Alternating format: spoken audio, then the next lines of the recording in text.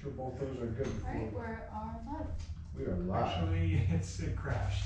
Oh. Yeah, it's crashed. I didn't even try it. I love it. Sounds like it's someone coming to the door. There's Matt. Restarting. He's with his window, 5 days. Very good, right? That's on. Alright. So, just let me know when Zoom's back on. Okay. But we'll start 7:06. Looks like we have Carol Ogilvie not here and Mike Leclerc. So let's do that. Are the draft minutes done or not yet? I know you said earlier you weren't done. I do have a draft if anybody needs it. It's not complete. So Okay, well, I don't think we're desperate to okay, take care of it. I'll get it to Elizabeth either late this week or first thing Monday. So a caveat off of that, so by the RSA, we had 5 days to have a draft set up, so I'm glad you do have a draft. Yeah. But there are other boards in town that do not have their drafts, so we wanna make sure we don't get in that same category. I wanna definitely point that out, so thank you for getting the draft done at least. Might not be 100%, but we have 5 days to get that draft out or be available, so. Yeah. And if, Elizabeth, I mean, you got one request for a while ago for a draft, and you contacted me, and I got it. Yeah, pretty fast. It So was fine. if you ever find a need for a draft immediately, just let me know. Yeah. Is it okay if I ask that you send me that draft that you have? Oh, yeah. Some things. That would be great. Yeah, we'll do Thank that. you. Recording in Just progress. shows we have it. Mm. I'm guessing that means that's working. Alright, so we have a draft, but we'll hold off till we have a finalized revision to vote on that, so next meeting. Correspondence.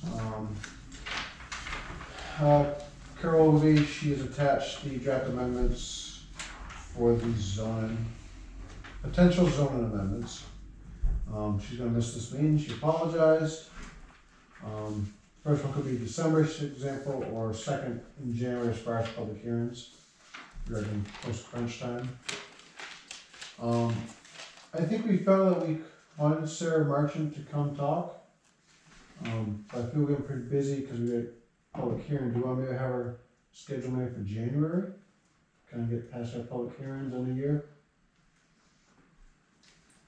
I mean, we'll have to hear back from what her schedule is, but. Yeah. Only consideration is that if we're considering amendments related to manufactured housing, we might want to talk with her as soon as possible. But I don't think we are yet. So I don't think we are. we're nothing's been shared about that. I don't have a strong preference. I was just pointing that out.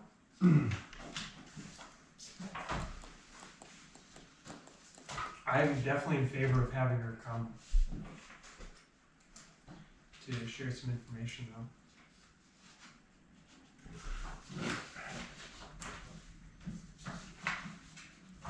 So I guess we'll have to see Carol when she thinks that lady will be available. In January. Yeah, I think you're right. I mean, may check December dates just in case we feel. So, just put it out there so people on Facebook understand who we're talking about. Sarah Marchant, she's the one that's talking about manufactured housing. She's from the New Hampshire Community Loan Fund. Does that sound right? I think. Not entirely sure. Yeah.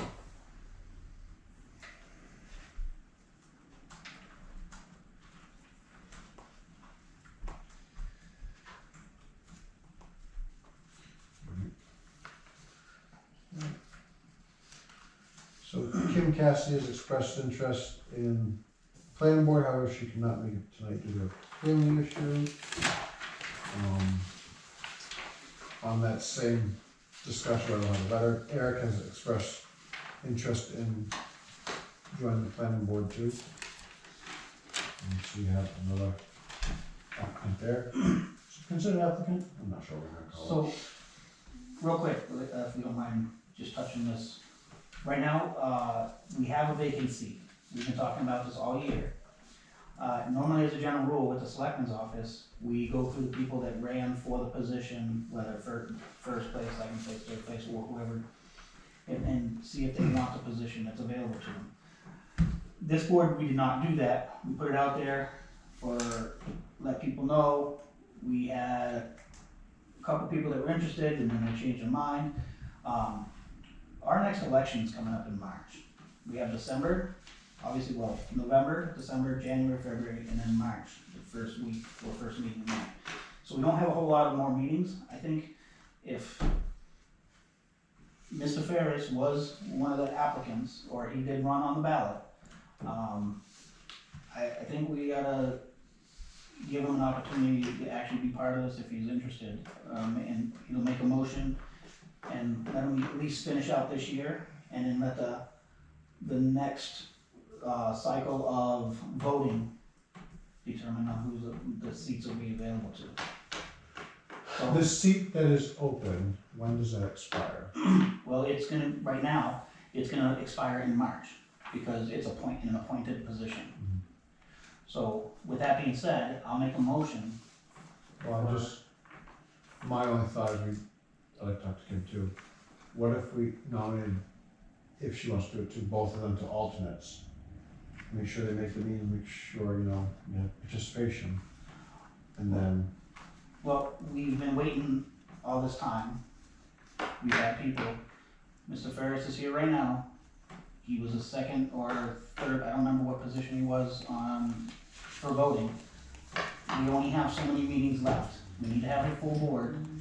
Right now, we've been kind of a little hit or miss on it, with people not making it or anything like that. I'm just saying, to finish out this term, we appoint Mr. Ferris, and then at the next election, if he continues, wants to do it, or Kim Cassidy, let them put their name on the ballot, because there'll be several positions open at that time. So with that being said, I'll make a motion to appoint Mr. Ferris to Richie Thackston's open position on the planning board that he resigned of earlier this year. Nothing to motion. any discussion? Yeah, I prefer to hold off and either go with Kim or just hold off until the next election.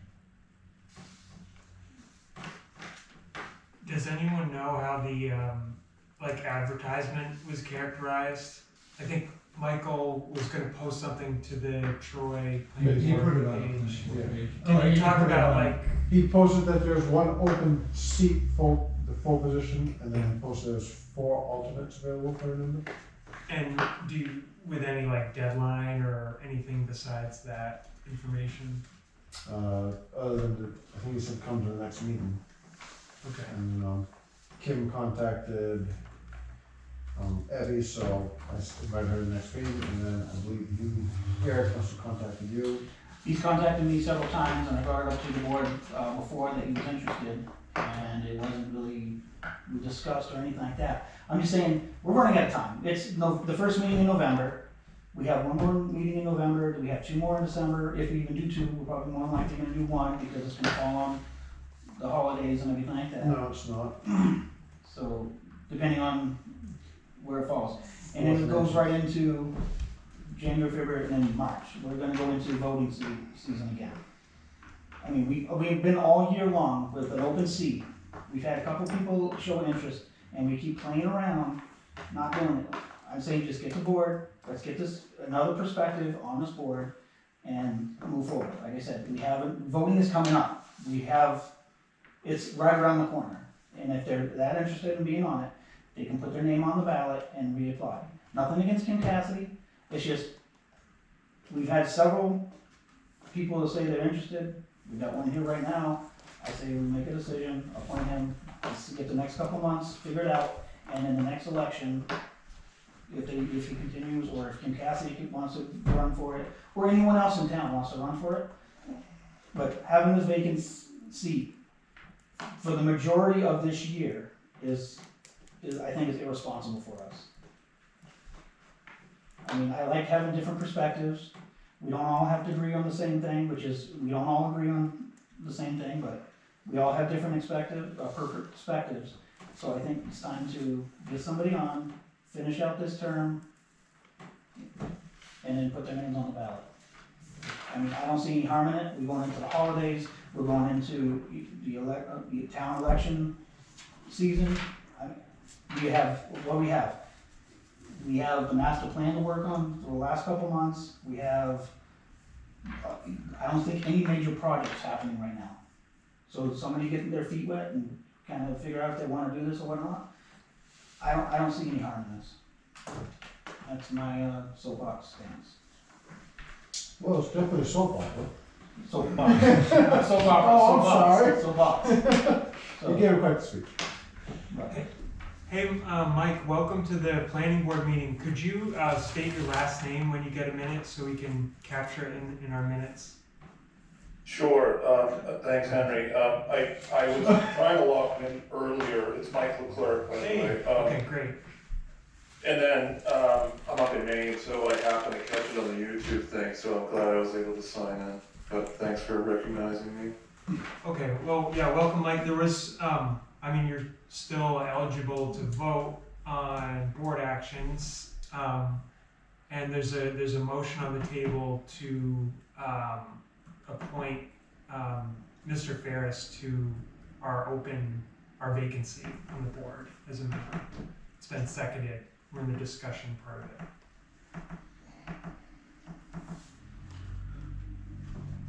it. This still. I guess for what I could say in here, and I'll just keep it brief, I mean, he's, the person that we're attempting to appoint is in, active litigation against the town. I don't know that it would be in our best interest to appoint him to that seat, but that's my opinion.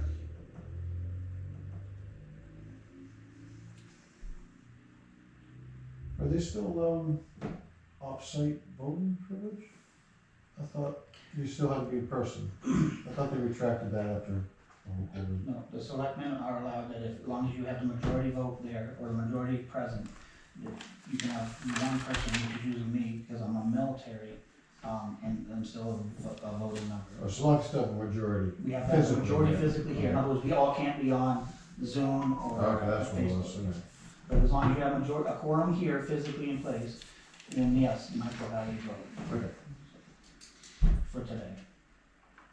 Because we have a quorum right now.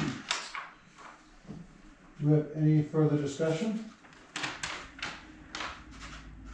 Mike, not to put you on the spot, but pointing out the active litigation issue, I mean, is the concern like, there's a perception that the town is endorsing someone when they shouldn't be, or what? I'm just putting it out there that he's actively in litigation with both the select board and the water and sewer department.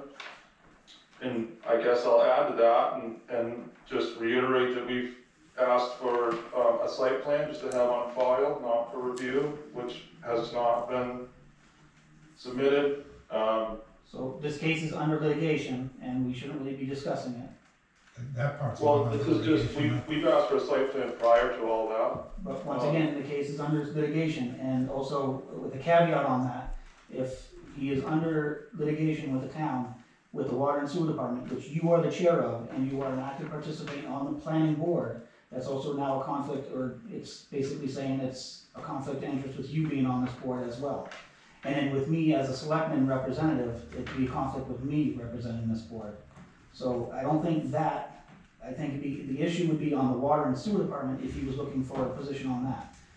For the next couple of months, his case or his thing, or anything to do with the mill, has nothing to do with the litigation or anything that we're under, for the planning board's decision moving forward.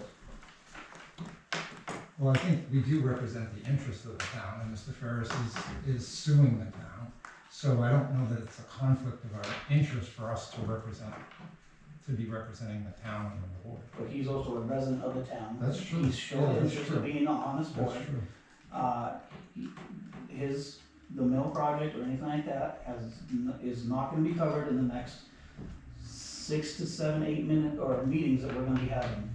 Right now, I don't think we've been responsible in filling this position that's been open and vacant for the year, going on a year now. I think we should leave it up to the town, whether the town wants to vote for Mr. Ferris or not. Well, they did, and he ran on the vote, and the person that got elected decided not to be on that position anymore. Right, but Mr. And Ferris did she- didn't win that election. Huh? Mr. Ferris didn't win that election. You're right, but it wasn't, the person that stepped down didn't win the election either. That's a vacant position that Richie Faxon had. The person that got elected didn't have any issues, they got elected, I don't remember whose position it was. But as a general rule, the select board and other departments, we go to the next person in line, such as when Tim Burns resigned from being a selectman. Tim Wilson was running, and we asked Tim Wilson if he would be interested in joining, and Tim Wilson sat in for the remainder of Tim Burns. Yeah. I mean, I feel as a board member, that my responsibility would be to vote for the person that I think is most qualified, and not necessarily the next one on the list. And we've got Kim Cassidy, and I don't know if Kim's qualified or not having seen her materials. But I'd be certainly willing to look at that. Well, once again, we don't know the qualifications on anybody who puts their name on a ballot. It's one of the things, you sit on the board and you learn it as you go. I've been part of the planning board from before I was a selectman. I sat on it for. So there is, we're arguing stuff that we're not lawyers. I think you can make an amendment to your motion that we appoint them to the board and just check the town council and feel that they don't have the same issue. If they see no issue, the appointment we decide on tonight will hold. If they say, hey, yeah, maybe there's a point there, we'll revisit it. I just think add that amendment, check with town council. But I think we can go ahead with the motion, put them on the board, so I like your points. So if we're gonna do that, is the planning board gonna pay for the town council, not the selectmen's meeting? I just wanna point where this money's coming from for that. Well, here's the issue. The selectmen removed all budgetary items through the town council, removed it from every board. and Not put from it- every board. You removed it from the planning board. From the planning board, yes, but not from every So board. we can use it out of our budget, but I'm not I think we have a line item, we probably use it. I guess we have to refer to the select board how they wanna handle that. I'm only asking is because the treasurer has brought it up in the selectmen's meeting, why is the selectmen's office paying for town council and asking questions when it refers to other boards? Which, the thing is, town council is an asset to the selectmen, we're not lawyers, and there's no reason why we can't ask questions with the town council, so I just wanna, the treasurer is gonna ask this, I wanna make sure I have an answer for him. So if we have money in our budget to cover it, We have money in budget covered, that's fine. I'm just pointing out, you're asking where it's coming from, I'm pointing out you guys removed, I understand it, so. and we've spent. I have no money on- problem with him being on the board. He has obviously a background in building. He has, I believe, some law firm background that could be helpful and stuff. Like I said, but we have to take into consideration, maybe Mike has a point, maybe he doesn't. The fix to this is, move forward with motions to amend it. Just check with town council that is not an issue. We can still vote to put him on the board. Alright, I'll amend my motion. And that solves both issues. We can get a member on the board, provided town council sees no issue. Which I don't think they will. I don't think. It's with, mainly with the water sewer commission and I think select board because they represent the town, but Yes. at the same time, we should cover our butts. If the point's been brought up, we should check.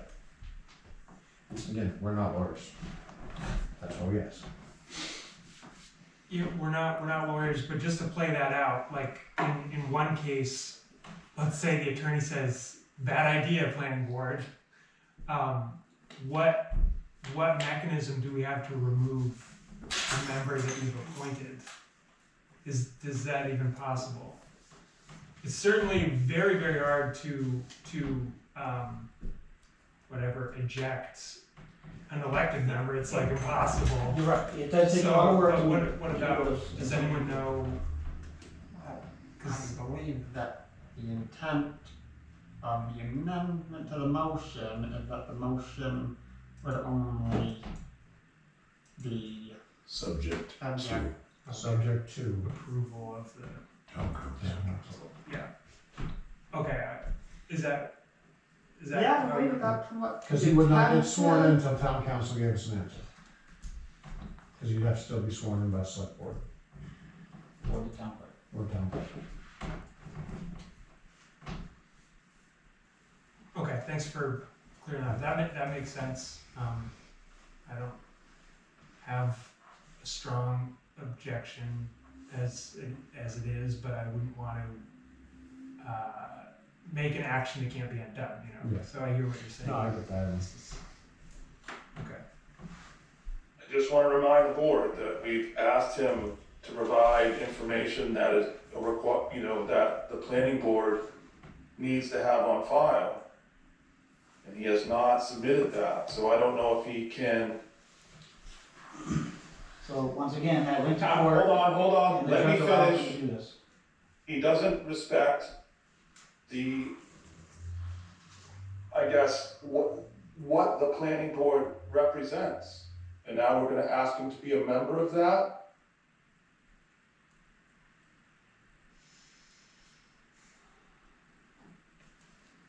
You know, I'm dancing around it because of all the things that are going on. I think that's enough of an issue right there, but we have asked for information that we're required to have on file without it being produced. And now we're going to offer the same person a seat on the board where he hasn't been able to provide that for us. That's a site plan. I've never been in possession of that site plan. The only person knowingly in possession of that site plan was Steve Sawyer, sitting in that chair, held it up at a meeting, which is on video, says, here's the signed copy of the site plan. Then he sets it down somewhere behind there, and it was never seen again. I never possessed that signed plan. I have the draft, which is in essence the same plan, and I have said that, and you guys have a copy of that. You don't have the signed plan because it disappeared that night. It's on video. It's not a As you secret. know, we've asked for what you have, a copy of it, so we can verify what we have is the same. I came in and did that. I physically came in here and did that with Mary Guild. She pulled out what you had. It was exactly what I had. That was before or after because you did verify with her, this board was never notified. I brought the plan, it says draft on it, but the plan I have, the plan we worked off of, which I know is the same plan, but aside from the fact of what I think I know, I brought it in and compared it to whatever is in that room down there, and it was the same. It's not the plan with the signatures on it that was on the video, but it is the only plan that I know of that exists. And apparently it's the only plan the town knows of that exists. Mr. Ferris, you could have done a different plan. You're referring to an old plan. I don't Do think. you wanna have this conversation? I'd be happy to. Okay, let's do it I then. don't think that's the point We're of it. getting off. So I We're guess, talking about paperwork, which the town should have always been in possession of. A request from the town of me to provide it. It's not that, there's no obstinance. It's not a complicated task, and I did come in to do that. But I can't produce something I never had. I don't think we're asking for signing, this board at the time was asking to verify that the copy we had was the same as what you had. And it is. And Mary did. Well, hold on, let's back up. Where's the copy that we have? It's the same copy that we have copies in this town or in this building somewhere that didn't have the signature. This is the conversation, and I don't wanna get into this, this is really a Once motion, again, whether or not we're gonna do it. we're talking We about asked for this litigation. copy first. It does not get produced, so I'm gonna leave it at that. There is not a copy in the building, because we've asked for it many times. So that being said, I'm just explaining where we're at in this situation, and now we're gonna move forward with something like this, I just don't agree with it.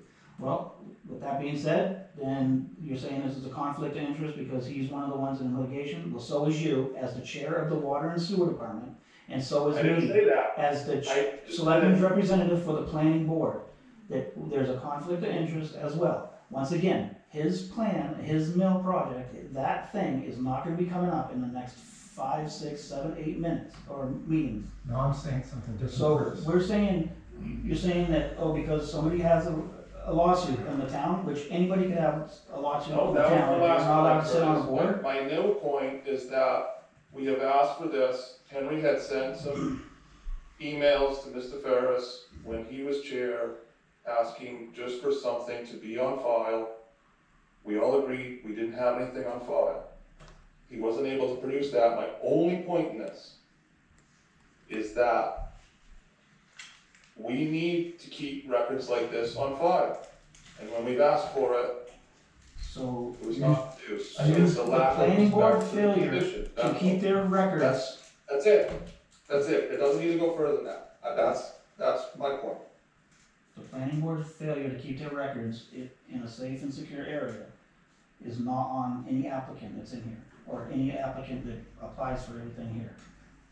Since then, we've had cameras installed in this town, in the town hall, and we've actually redone an entire file room to have the documents and files secured better. I think this is a different conversation. You're absolutely right, but it was brought up, and I'm just It is. giving a response to it. Right now, we're asking about a vacant seat that the planning board's had vacant for going on a year now. And because there's some disgruntled, or people don't wanna have whatever, listen, you're on the water and sewer department as the chair. You guys have been doing things wrong as well, and not following the laws, Well, let's, no, Whatever. another board, we don't need to You're discuss right. that. Curtis, what are we Right. talking about right now? We're just a talking vacant about seat. We're small talking about a items. vacant seat on the planning board. There's no That's all harm we're in talking filling a about. vacant seat.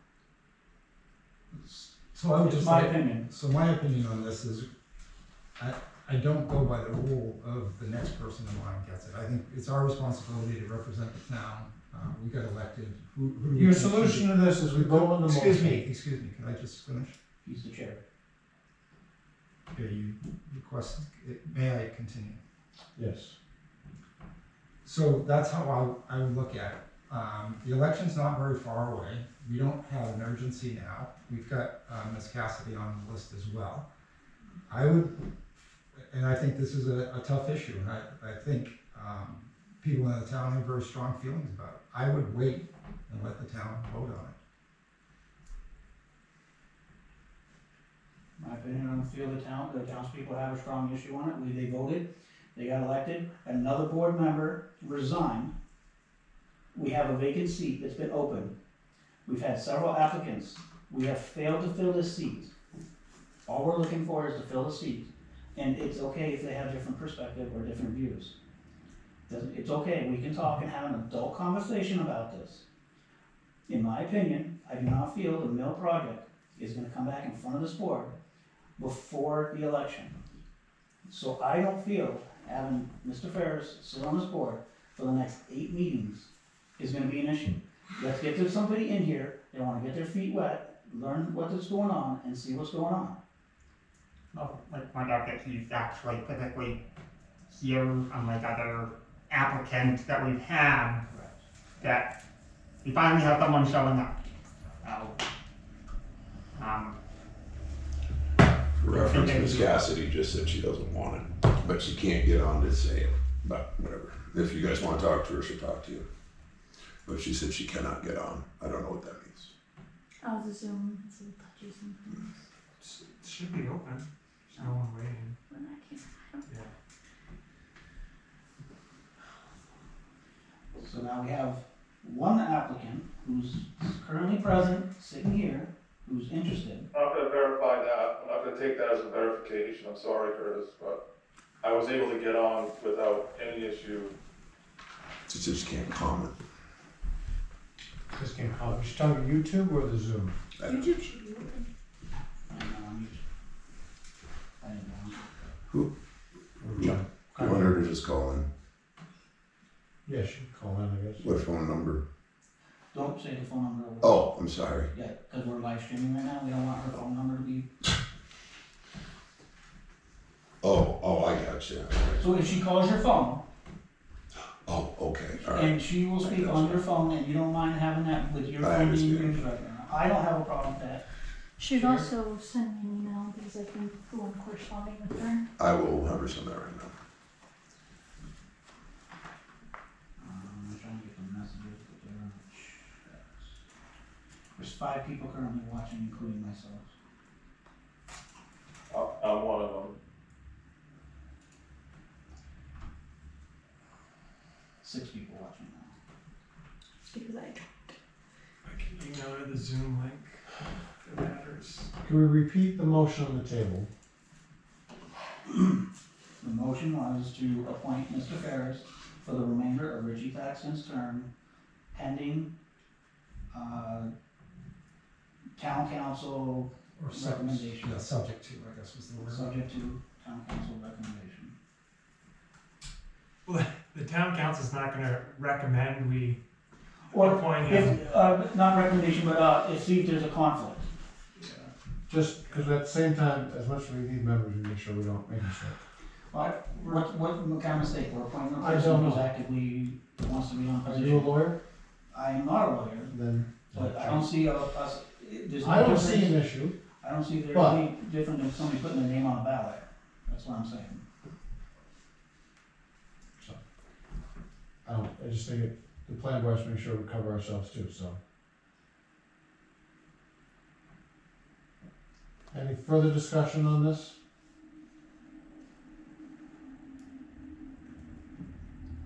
All those in favor? Aye.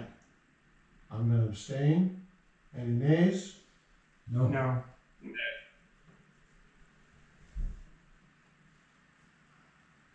Where was that? That was 2 and 2, Three. Mike voted. so 3 noes and 2 ayes? So motion fails at the moment.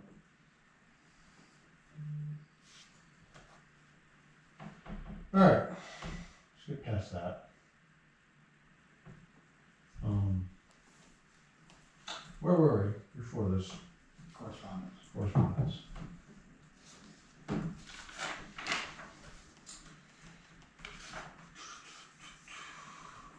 So I read Dan's, we discussed Eric's correspondence. We have this is from Matthew Tuller, I believe.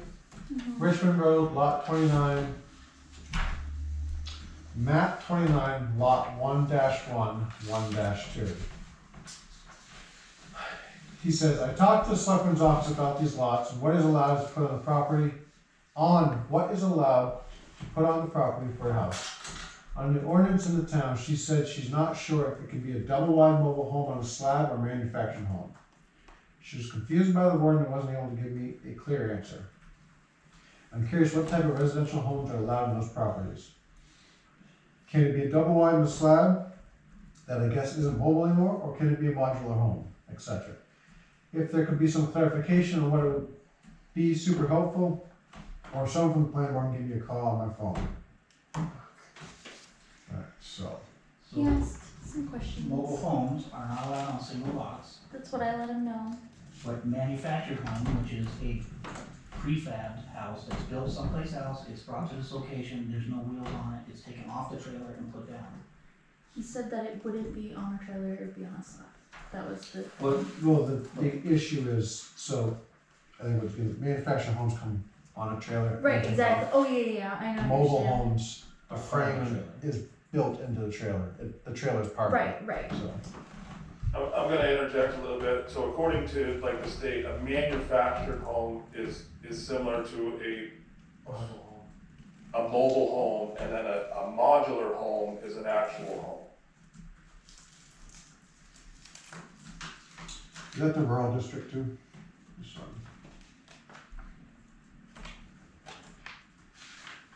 so, I mean, for one, we have definitions in our ordinance about mobile homes and manufactured Yeah, homes, I believe, that could clear this up, but, I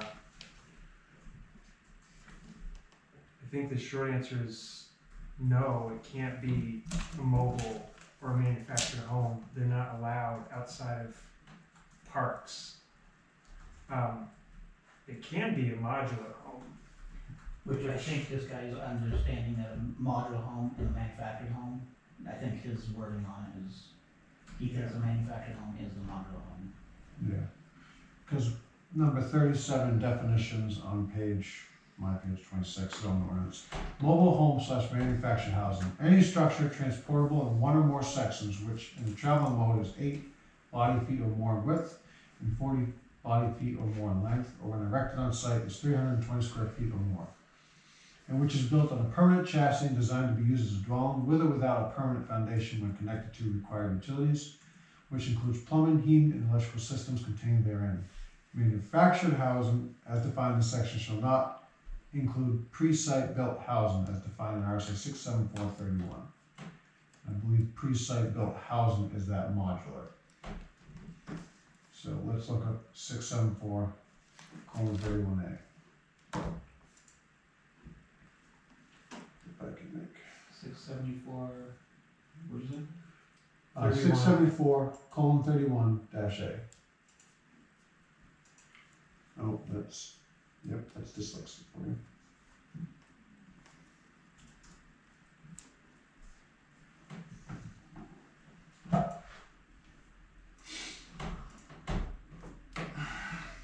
Pre-site built housing. 674:31-A. Definition: pre-site built housing. As used in this subdivision, pre-site built housing means any structure designed primarily for residential occupancy which is wholly or substantially part made, fabricated, formed, or assembled in off-site manufacturing facilities in conformance with the United States Department of Housing and Urban Development minimum property standards and local building codes for installation or assembly and installation on a building site. For the purposes of this subdivision, pre-site built housing shall not include manufactured housing as defined in 674:31, which we define in our number 37 definitions. So I guess we need to verify what he means by manufactured home.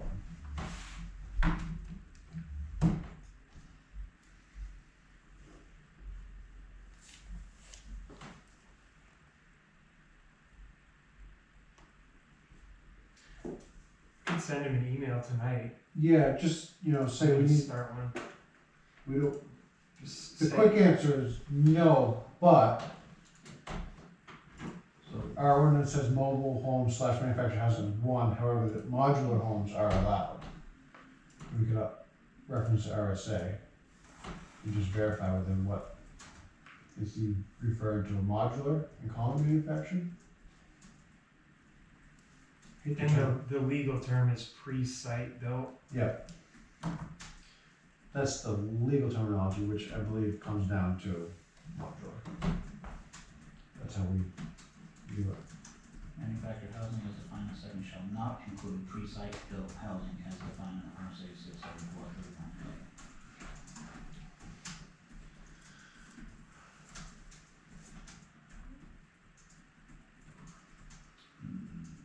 Revised statutes.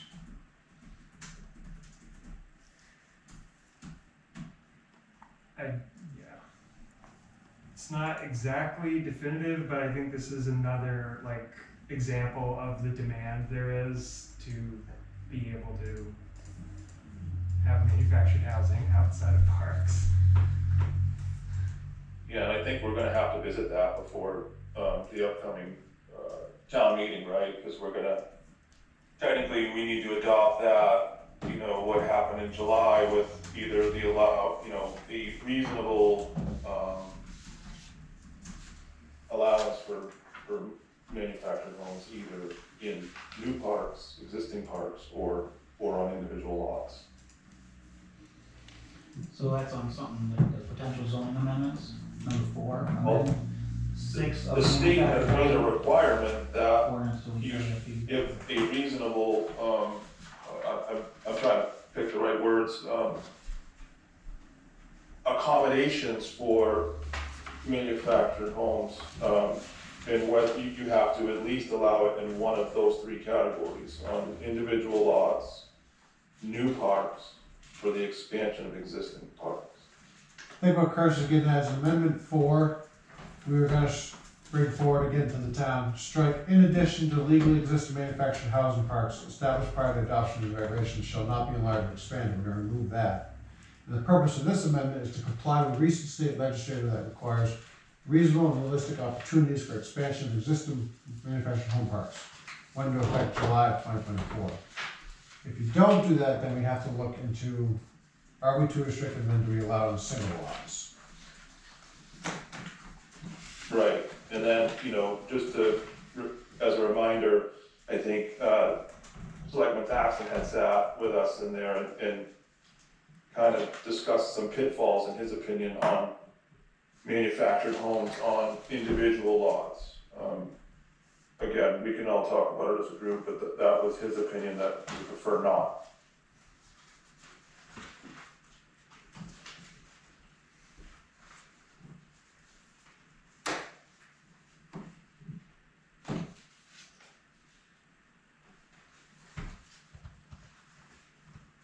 Well, that's discussion, get back, that probably we get to the amendments. So as far as this, correspondence goes, Henry, do you feel you have a good? Yeah, I'm gonna refer to our ordinance, the definitions, and explain the difference between, Did you give the RSA Manufactured. number for? not yet, but I'll, for pre-site, Yes. yeah. Which I believe is what he would be allowed, which we interpret as modular. I think I put that in there. Interpretation is the eye of the beholder, I guess, so. Henry, whatever you send, could you copy on me on that, so we just have a Sure. reference for the minutes? Yeah, I've got, Jeremy and Elizabeth copied as well.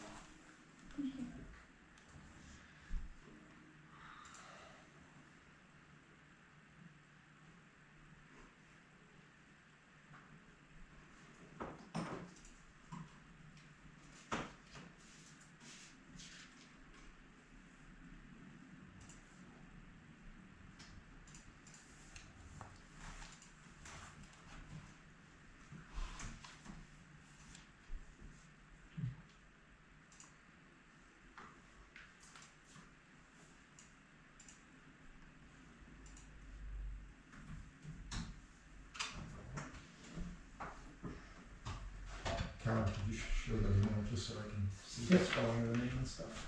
Do you need it back? I think so, so I think we're good with that You should correspondence. have it in your packet. Oh, I did. Yeah, I Oh. think so. Yeah, You probably. should. Did you mention what size unit or what size he wants to build? Just a single family, I think. So it's nothing at the ADU. Well, there's nothing on the lot, so you couldn't have an ADU yet anyways. He's looking to add to the lot. Yeah, okay, thanks.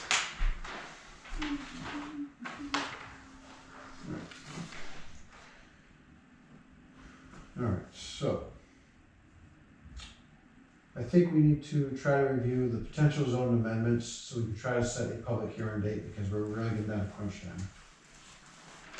I'd like to think if we can kind of get through these, Carol can bring us a final draft on the, 18th of, oh, sorry, I'm wrong. She brings us a final draft 20th this month, we could have a public hearing on the 4th of December. In worst case, we're gonna have a second one, we still have the 18th of December. And that gives us 2 attempts to keep it within this year. So why don't we start with potential zone amendments for planning board review 11/6/24. Mike, do you have these in front of you? I can pull up the email, Carol emailed them correctly? Yes. Or- Yep. Yep, I can pull them up, sure. So amendment 1. Amend Article 12F solar energy systems as follows. Add the word authorization following F solar energy systems. I can untalk that. Number 2, amend 4.b general standards as follows. B, every facility shall have only one entry point from an approved class 5 or better right of way, unless, and this is the part that changes, unless approval has been granted by the select board. I believe this is removing the board's ability to waive and putting it to the select board. Am I understanding? Because currently it says, We're looking at the solar thing, sorry, just, yeah, amendment number 1. about having, frontage, or not have frontage, access on a class 5.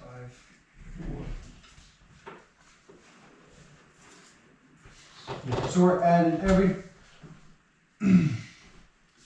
So, it currently reads in the current ordinance, every facility shall have only one entry point from an approved class 5 or better right of way. We're going to add, unless approval has been granted by the select board. I believe what we're doing is removing our right to waive at this board and leaving it to the select board, because that comes down to the building permit side, of whether or not they wanna allow someone to build off a class 5 road, Mm-hmm. which has traditionally been more their decision than this board's.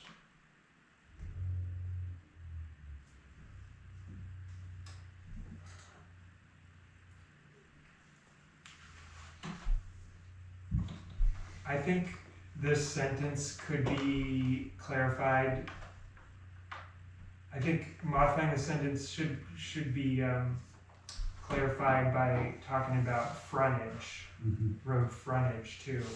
That was personally, I know it's not technically related to the amendment, but I think it should read something like every facility shall have frontage along and only one entry point. What about a, let's say, not landlocked, but a piece of property that is in the way back and its only access is a right of way off class 5 or Oh, class yeah. 4? Okay, well, that case, you could make it anywhere, right? You Yeah. could make a solar, Well, not Yeah, anywhere, but I'm yeah. just saying, if you want to put frontage yeah, for even properties that, let's not even say class 5, let's just say a paved road right out here. You had a piece of property behind the cemetery and the only access was the right of way. yeah. Are we gonna deny it? Because it has no road frontage? It has an Would that be improvement. a non-conforming lot, and would that just automatically not be allowed on that parcel? Hmm. Solar ordinance allows it in all districts, I don't know if it specifies non-conforming or not being allowed. Right. Okay, I see what you're saying. We would maybe want to actually allow that flexibility for, Cause that could, it'd be nice, let's say, for people that are gonna be near it. Do you wanna force a solar panel arrangement on a road? Or do you wanna push it back where you can't see it? yeah, This would allow you to have it back where you can't see it. yeah. Possibly, I mean, it depends on where it is. Yeah, I withdraw my point. I mean, I think it's to a point, good point, but I think I don't wanna remove these sections of land that maybe. Yep. I don't What? see in here that we're restricted by non-conforming. What was that solar company? Rewild? Rewild. Yeah. So they're supposed to be coming to the selectmen's meeting tomorrow and talking to us about a building permit, just throwing that out there. So the other question is, okay, so never mind. Approval by the select board would be, not granting a change in the status of the road to access the property. Right, it's That's just just allowing- whether they're willing to issue the building permit. So I'm just wondering about the sequence. So, because we generally approve the site plan before the select board does that, unless approval has been granted. That's just a conditional approval. You have a site plan, providing that the select board approves your right of way off of the class 5. Right. Okay, that's fine. And if they're gonna be worried about spending money to do a site plan, then they should go talk to the select board.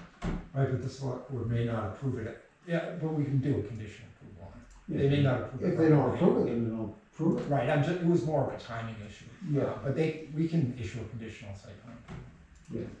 I don't know if so much timing, What's it called? conditional approval. Is what you're thinking of, or? Is that what we named it? We had a big discussion about, like, get coming in here for a consult, finding whether or not they can do this or not. Oh. Conceptual conversation. You have to be able to pitch the idea, see, without any commitment from either side, but so that everyone can get what the idea is and say, yeah, it'll probably work if this, that, and the other thing, or Yeah. give people an idea before they start spending earnest money that, but I mean,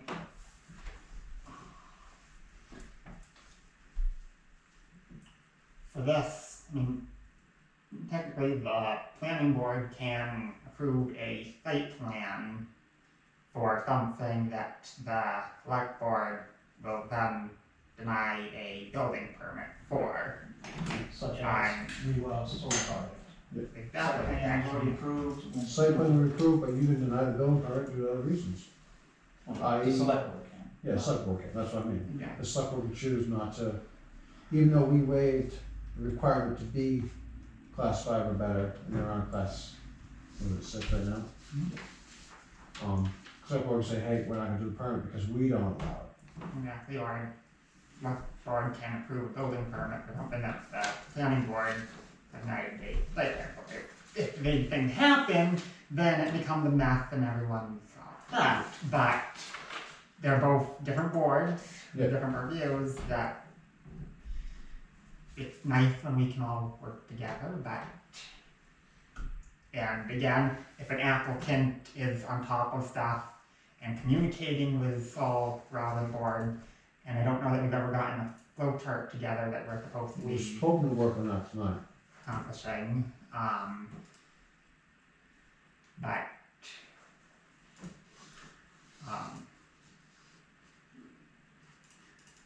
I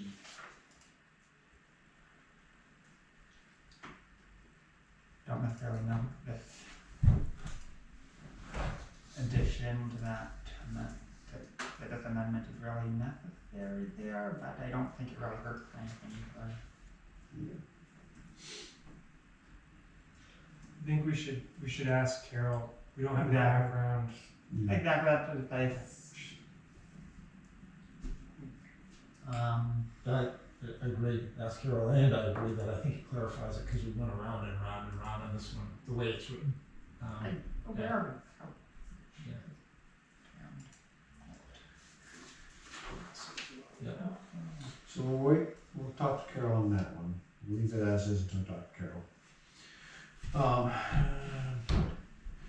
She has a note here, they had discussion about varying the setbacks based on zoning district, but no proposal has been suggested.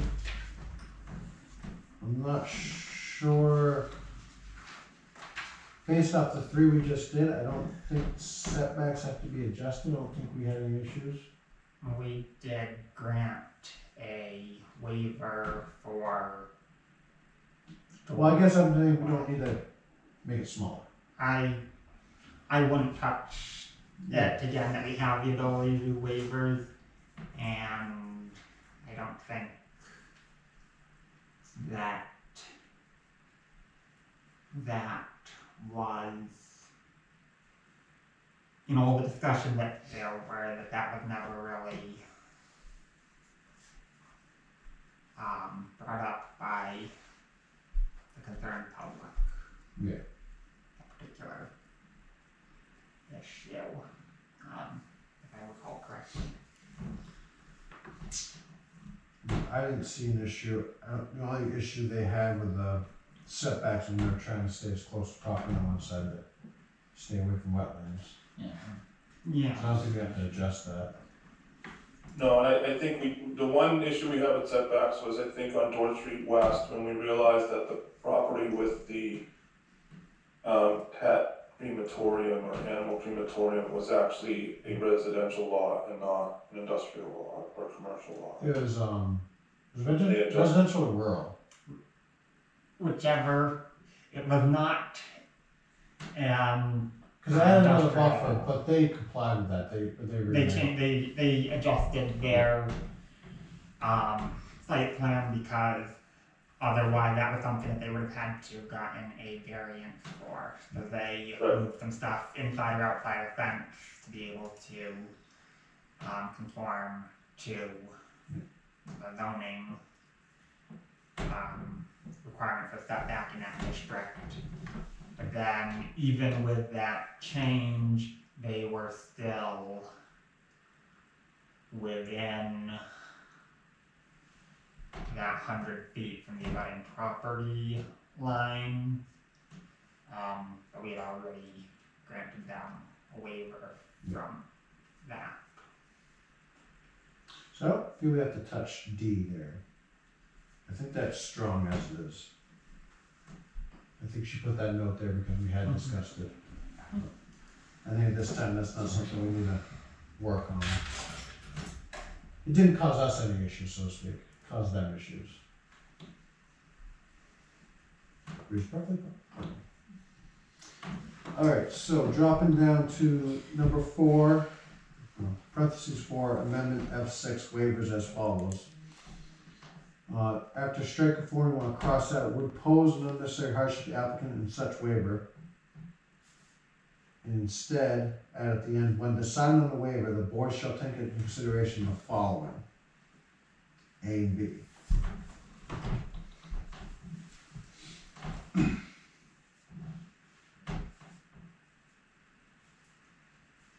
So I think that just kind of clears up what we're looking at for consideration. Yeah, and I think A is kind of consistent with spirit and intent of the regulations, so I think Yeah. that's kind of equivalent to what we have now.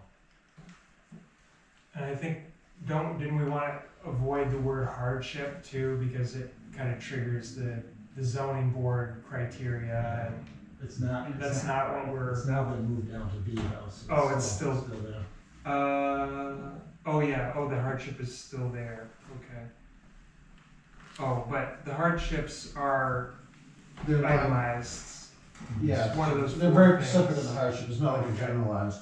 So problem with, up top is unnecessary hardship to the applicant. Well, what's the hardship? It's not defined. However, in B, the hardship is defined as a topographic or other site features, availability of alternate site locations, geographic location, size, magnitude of partially evacuated. Those are your 4 hardships to look at. It's a clearly defined hardship. Where before you had unnecessary hardship with no, Yes, this also shall include but not be limited to. Yeah.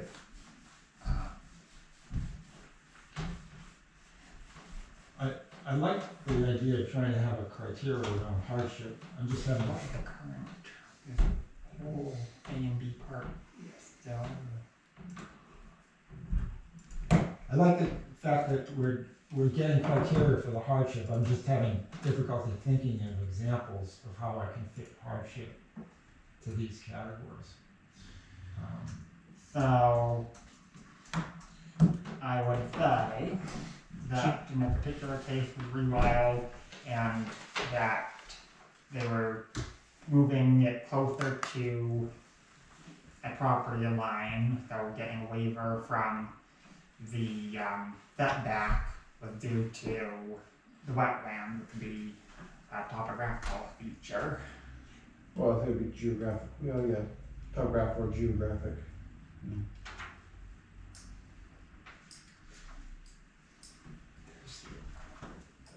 Okay, so that's all said.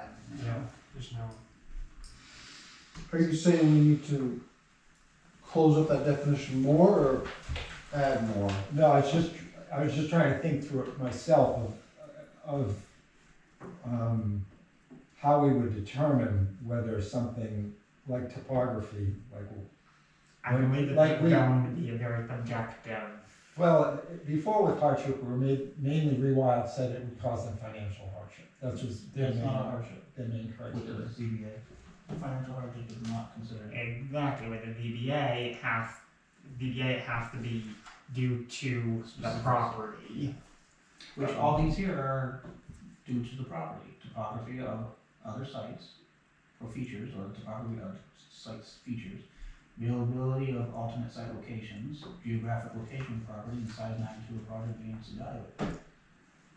but I think- Matt's concerned about the, but not be limited to thing. Oh, That- I'm not, Oh. so I'm not concerned about any of this, except for to the extent, what is it that we are trying to accomplish with this? And I think it's, But I think the reason we don't wanna look at the financial, we're looking at the features itself, because we're not the ZBAs, we're not gonna look at the same stuff ZBA looks at. In terms of, you know, some of that stuff. Yeah. We're gonna look at some of it, we're gonna look at topographically, okay, it makes sense you're asking for this, because Well, there's a that- mountain in the okay, way. the thing is that with, It doesn't have to be financial. They're asking, let's say, to move closer to this side, because we don't wanna touch the wetlands. Money aside, let's think about that. We wanna move over our fence line, because we don't wanna touch wetlands. And we're gonna sit here and go, okay, wetlands are more important than maybe 75 feet of buffer. We don't have to have a money conversation in that.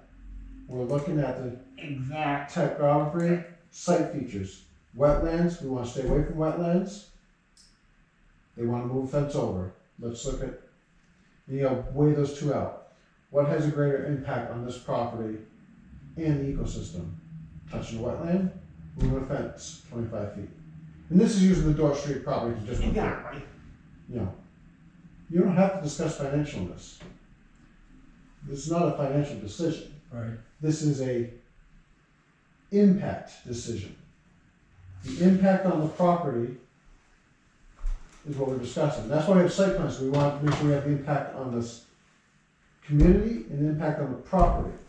How is the community impacted if we move a fence over 25 feet versus disturbing the wetland? I think, Kyle, though, here, the hardship is the hardship to the property owner. It's, Well, it's gonna be to the property owner, well, I wouldn't- It's always going to be the property owner because they're the ones coming forward to talk Right. about it. right, But I think what we got to step back and look at is it's not necessarily financial. We got to look at a hardship based off of the topography, and this is why they're asking for this. And it could be a hardship to the town, because, you look at it, do you want to disturb wetland? What kind of mess does that create for the town? There's more than one way to look at it. You don't have to touch the financial side of this. You can look at it as an impact side. You could be creating an impact hardship by trying to keep a fence line setback and pushing them into a wetland. That is a town impact, that is a community impact, and that is a conservation impact. You're creating a hardship on a wetland to meet your fence setback. I don't think we have to look at it in any way financially. I think we get stuck on financial hardship because I don't know where that comes from, because ZBA doesn't even use financial. Right. I don't know where financial keeps popping up every time. The homeowners usually bring it up, it's like, oh, it's gonna cost me more money to do this, or that's not considered a hardship. That's not, so that, It's always been, like, for instance, if they're gonna build on a class 6 road, alright, cool. If you're gonna build on a class 6 road, you have to upgrade the class 6, make it a class 5. When they say that, they say, no, it's not financially And again, fun, or. and when we did that way, let's bring Bigelow Hill, because this is a good example. We didn't have to look at the money they're gonna spend on it, we had to look at the impact. What impact are we gonna see if they upgrade the road or do not upgrade the road? We looked at the impact of emergency services, looked at the impact of water flow, i.e. the culvert, are they gonna upgrade it or not? Looked at the impact on the neighbor up the road. So again, we're looking at these hardships that could be created by not upgrading or upgrading the road, and the impacts they have. The hardship could be that we create an issue with emergency personnel if we do not make them upgrade the road. That's a hardship on us, because that could backfire on us. So, again, it's not a financial thing, it's a hardship based off topography, availability of alternate site locations, i.e. not on class 5, it's on class 6. It's not financial, but it's a hardship created because there's not a site available. So what do we need to do to make that, i.e. upgrade the road, upgrade the culvert, get your DES? Now, whether or not that plays out financially in any way is not our concern. I say just leave it the way it's written on me, honestly. I think so too. I mean, I think that covers what we need to cover. I think we just need to drop the idea that hardship equals financial. Well, we don't bring that up. It's usually that. Well, that's what I'm saying. I think as a board, we need to drop it because it keeps coming up. Yeah. Every time the word hardship is used, and the ZBA are here, because I've been on both, somehow financial is tied to it. Hardship does not equal financial. It has, the definition is not financial. It's something that's caused difficulty or, change or something like that. Obstacle. So I think the change she did is good, because it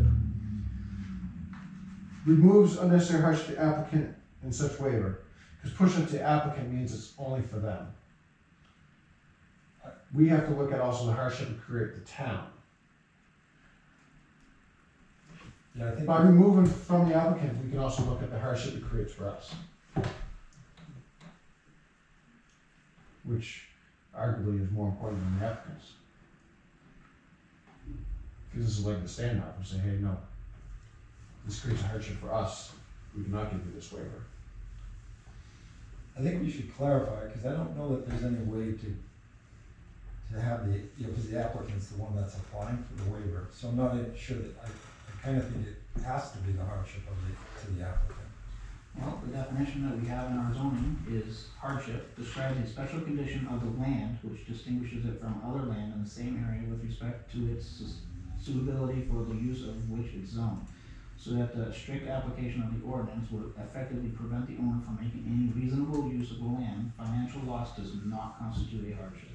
So it's like not. Oh, no, I'm not saying that, I'm just saying it's still hardship to the landowner. That, like, for example, that they wouldn't be able to build it, or in this case, it's solar. Like, if we don't grant this waiver, they're not gonna be able to build it. Well, they will, they just have to change some stuff around. Yeah, and that's why they're asking for a waiver, right, because they wanna change some stuff around. So I. Well, no, if they wouldn't need a waiver if they changed it.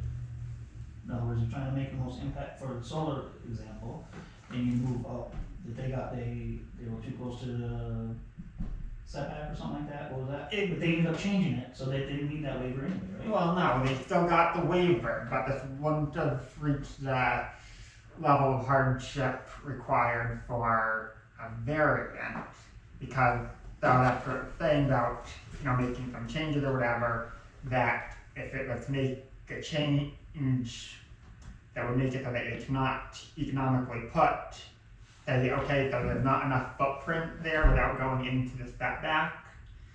From the ZBA side, we'd say, okay, there's no existing, you don't have an existing, out there or whatever, there isn't any reason, if you can't make it fit in the footprint, you can't use the property.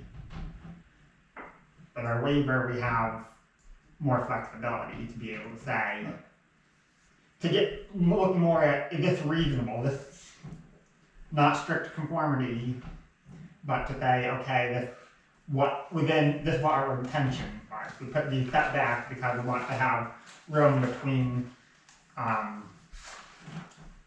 the neighbors and everything to try to deal with screening and everything. And we can reasonably say, okay, we can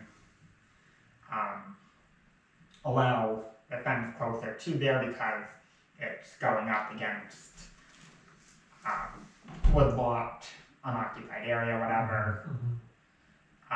But from the variance, then it has to have a higher standard that needs to be met. So basically, the definition of hardships talks about what distinguishes the land from the other areas in respect, sustainability for use of the zone, and that strict accordance would effectively prevent the owner from making any reasonable use of the land. Yeah. I think by removing unnecessary hardship to the applicant, it removes the applicant out of this, we're just looking at the use of the land as the ordinance goes. Right. And I think that's why we're striking that, we pose unnecessary hardship to the applicant, we're looking at the applicant, we're not looking at the land, we're not looking at topography and other site features. I think that's why the confusion comes up with them financially, because the only hardship for applicant would be financial. Well, if we remove hardship to the applicant, then we look at the land. and anything that goes there with the ordinance, i.e. your setbacks, yada, yada, yada, yada. So I think it is good to remove that hardship to the applicant. It's not a hardship to the applicant, it's a hardship to the land to be used.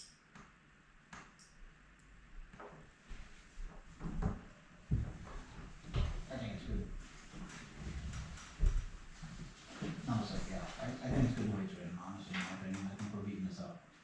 I guess we can wait until Carol gets back and find out what the intent was. If there's Okay, specific wording here that should be different just because of definitions, but Yeah. Right, again, nobody's gonna beat us up all night and. yeah, Let's wait. exactly. She comes and says something like, oh. Yeah. Kenny, we've been here for an hour. Yes. No, let's not beat it up anymore. Hour and 10 minutes. That'd be fine. I'm tired, I've been here since 8:30. Wow. Okay, it was my I was choice. late night last night. Amendment 2, delete and renumber definitions in Article 21. Number 4, accessory solar energy system. So these are gonna be removed, Yeah, these were redundant. as they are included in number 49, solar energy systems. So these three will be removed, as they're redundant. Any discussion on this? Nope, that sounds good. Alright, that one's easy at least. That one's a little odd though as a voter. I mean, I feel like, that's kind of I wonder if we even need to put that on the ballot. I mean, Just, we do just technical corrections, you mean? yeah, well, it's just if I were reading that, it would make it seem like we're removing, why are we removing these? Well, that's what I think we could put something in the says these definitions are redundant as they are included in Okay. number 49. That would be on the ballot. Yeah. Right, okay. So I think that would be your explanation. Yeah, that's easy. 'Cause I don't think we can just remove stuff out of ordinance. We could do like a Yeah. slight verbiage change, I believe, Yeah. without going to town meeting. But at this point, you're striking stuff off of it. Sure. So even though I get your point, because we're striking something, we really should. Do it properly. Yeah, but we probably should make sure that when we go there, we do have a reason or a definition, i.e. are redundant. Which, we have a couple of solar applications tomorrow, for the selectmen's office. Like residential. Yeah, Systems. it looks like it's, Long Meadow, do you know about that, Long Meadow Road? There's like 3 houses up there in Westnet, you hear about that or not? I heard a rumor. I saw them up there. Oh, okay. Yeah, there's like 3 houses up on Long Meadow, supposed to be getting solar, and another one roof mounted, it should be, They're all the same company. yeah, apparently best, discounting multiple. Yep, they're going around, they were doing nothing. There's, I think 3 people up there right in the corner, so hey, give us a deal. Yeah. So I don't think if they're all roof mounted, PV solar, It's not rewild. yeah, I don't think it's I really, haven't seen anything. no, it's not rewild, it's, It's Freedom. no, it's an R, it's, Rogue, I can't think of that, what it is. It's residential either way, Those so structures. residential will not come to this board. Freedom Forever LLC. Freedom Forever.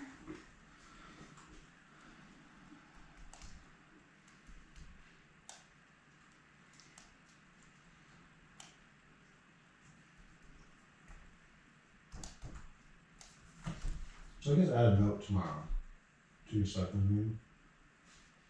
And ask them, does the select board feel comfortable understanding what solar projects would have to go to this board?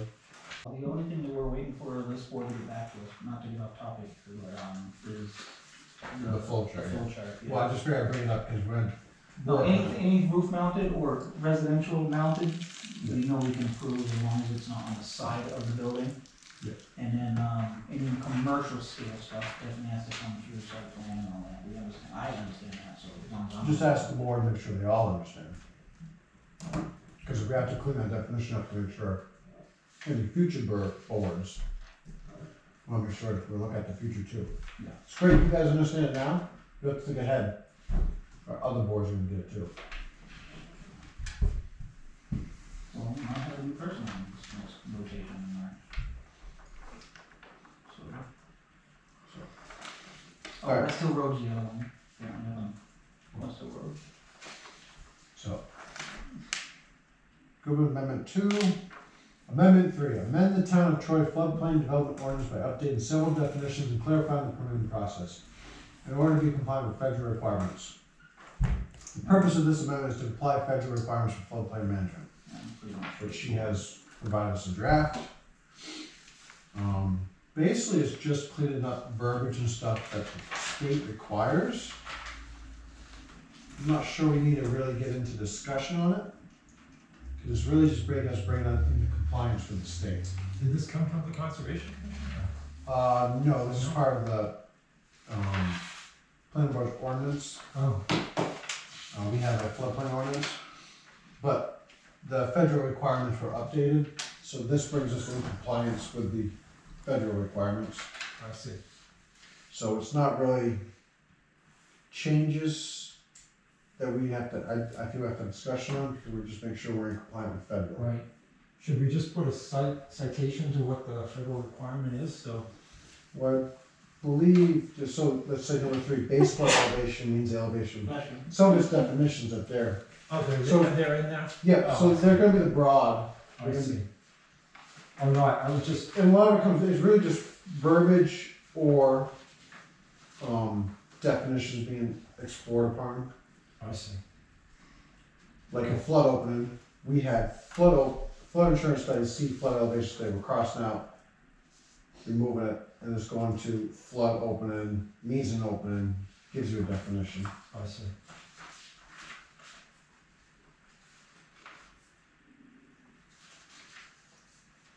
Jack, you're looking for something like a CFR number or something, like a federal code? Well, I was thinking more when I was just looking at the warrant article, or will turn into a warrant article, is just to comply with federal requirements. I was just gonna put Yeah. CFR or something there. Yeah. Yeah. No, I. 'Cause like that's why it's not 22 in here. Like 22, we had means sea level, means of National Geographic Vertical Datum, NGVD of 1929, and now he's gonna add North American Vertical Datum from Right. 1988. Right. So obviously we're a lot of data for these things. So how did Carol, who kind of became aware of these? Carol or? Carol did, and they came through the state and federal level. Okay. And she had mentioned us a while back, right before the solar came in there, we need to All right. basically update and change some verbiage, make sure we're in compliance.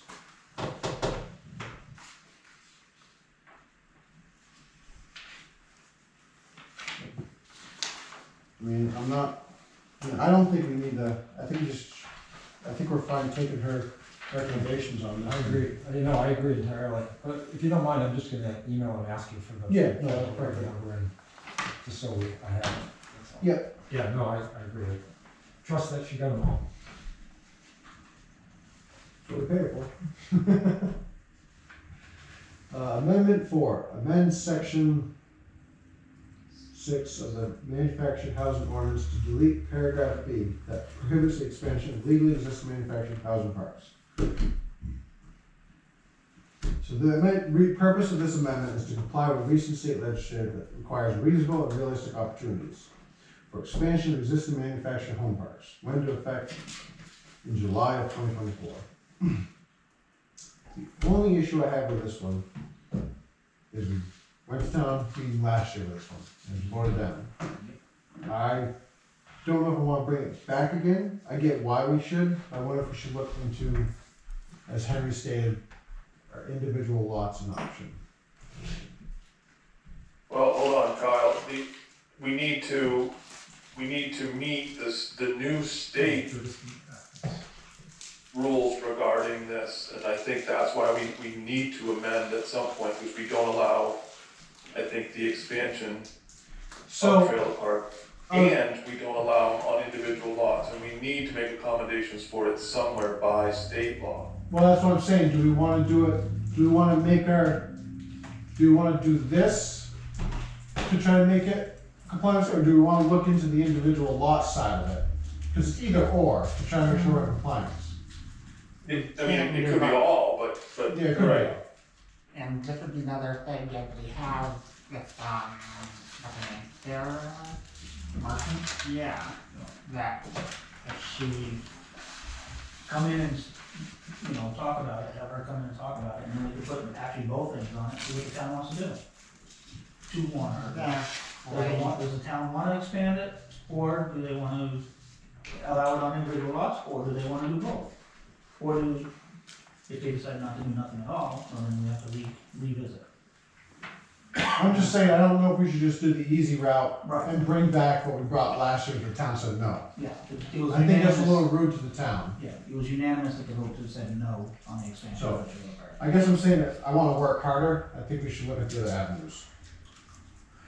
Do our due diligence. I mean, if that makes sense to you guys. That makes sense Well, to me. I'm gonna throw this out there, I mean, we can't really, like, vote on, like, they have to allow it in one way or another, right, in one spot, so how do we word it so that they can pick which one, I guess? Well, maybe we have to bring both of these. We have to bring this one we have right now, we have to bring a second one. But what happens if they say no to both? Well, we could word it like we're wording the floodplain, amendment, you know. This amendment's being proposed to comply with New Hampshire RSA such and such. But that's only one Which- aspect of it though. Yeah, but we could say a little more like, which requires the town provide opportunities in either existing home parks or single lots. So the reader understands it better. I can say that This is a weird if one. we propose these amendments, then we bring it to a public hearing before sending it to, and if the public hearing will be best opportunity for people to actually. Yeah. And the other thing is we could do some outreach to say that there's a change, we have a change in the RSA that we really need to. Are there only the two options? Is there not a third option? There's a probably third more. op- There's probably more, yeah. Because we might need to bring There's everything to the table, not just say, And okay, that yeah, way, we wanna I think expand the that's, I trailer think that's parks, allowing new parks is the third option. Correct. which our ordinance currently says no. Gordon says no to everything, pretty Right. much, so that's my worry is trying to do just one. You get voted down, you're not out of compliance, I mean, my worry too is, what happens if they say no to all three? Are we then- That's Right. the option. It needs to be worded in a way where they, yeah, I think Matt is on to something that we could have some sort of, meeting beforehand where the public can kind of sway us in a way that they would prefer to see it. So, But I would dare to say, and I don't mean to drag this out, but I would dare to say that if, that took effect in July. So if someone wanted to do a manufactured home now, I would think to some degree, since we do not allow them anywhere, that we would have to allow it somewhere. And it would be the decision of either the select board or the planning board to allow that in one of those areas now. it would actually go to court, I believe, because we would have to say, or now say no, We haven't adopted it yet. you haven't adopted it yet, so then it would go to, I believe, Supreme Court, which would then go, hey, the state says, But we're not lawyers. Yeah, but I like Matt's suggestion, we could draft like 3 Can different. draft them and then when you go, because you can always kill it at a public hearing and say we're not gonna put this on the ballot. Exactly. But you can't go and bring it back later and say, oh, well, this is what people want. So we can, Yeah. we can always kill the amendments until after the, so, public hearing. off of this, Carol Ogilvy did mention that lady could do the 20th of November or December 4th. If we're gonna have to have this discussion on Amendment 4 or whatever we're gonna do, maybe we have to try to get this jammed out sooner. Cause you also can't hold a public hearing for our potential zoning amendments if this is gonna be on it, if we haven't figured out what we're doing. Yeah. So, should we see if Carol can have her come November 20th or December 4th. fourth? Yeah, I think the fourth would be better. I think though, I think that we really need to consider, do we need to try to publicize this and I get think we public do. input? Because getting buy-in from the town and having an expert be able to field questions is going to probably do more. Let me check. Again, if there's more, because if we don't have buy-in from the town, then whatever we put. Well, I think we need to have every option at the state available and word it somewhere. Is what we, I'm 'cause good with that. I agree with Kyle. The town voted unanimously not to expand trailer parks. Okay, well, the other options is, or are, was tentatively allows manufactured housing on single lots, create new trailer parks and whatever else it could be. I don't have everything on top of my head.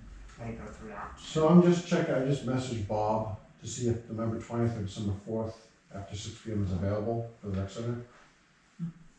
So then we can, that would play a decision too, because if we expect we're gonna publicize it pretty good, hopefully get a good turnout. We don't want the room for it. Let's see what we got. Does anyone know our deadline for public hearing? Yeah, I think she, Does she mention I that? think our last meeting, she. Last meeting, she gave out like a little cheat sheet. I think the second meeting in January Yeah. Okay, so it's plenty of time. would be, but that would have to be it, so there wouldn't be any sort of re-noticing or whatever at that point. Yeah. Yeah, that's cutting it right to the.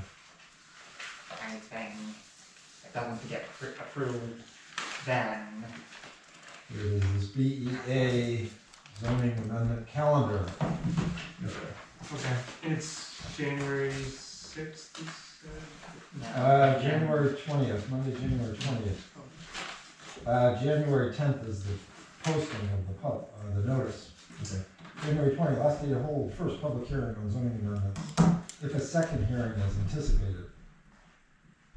If you're gonna go a final here, last day to post and publish notice for final public hearing, is January 23rd. We So can that's- do an informational meeting with Sarah Martin. oh, we can Yeah, do, we we are. can do informational whenever. But, well, yeah, but we probably wanna do it before we If you finish the want amendments, to, because otherwise we're not gonna have information for the amendments. Yeah. So I think if we can get it for the 20th and 4th, then maybe we could smash out. And we could do the trailer park manufactured housing ordinance on its own public hearing, and we can push the other three, get those taken care of, earlier meeting. Let's say we decide on the 4th, the other three are ready, let's go, let's do that on December 20th, or December 18th. You know, get those out of the way. We'll try to shoot for January for the manufactured housing. Andy?